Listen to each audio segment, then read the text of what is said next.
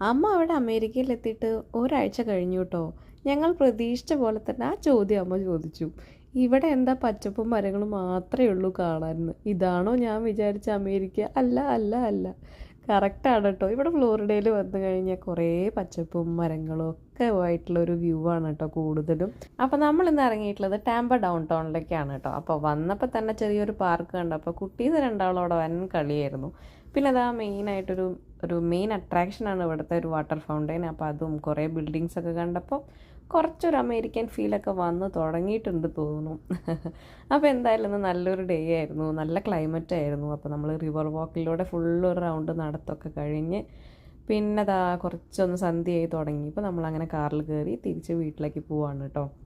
അപ്പോൾ ഇനി ഞങ്ങളുടെ പുതിയ വിശേഷങ്ങളും ട്രിപ്സും ഒക്കെ ആയിട്ടുള്ള വീഡിയോസ് വരുന്നുണ്ട്. അപ്പോൾ എല്ലാവരും കാണുക. Thanks for watching. ബൈ.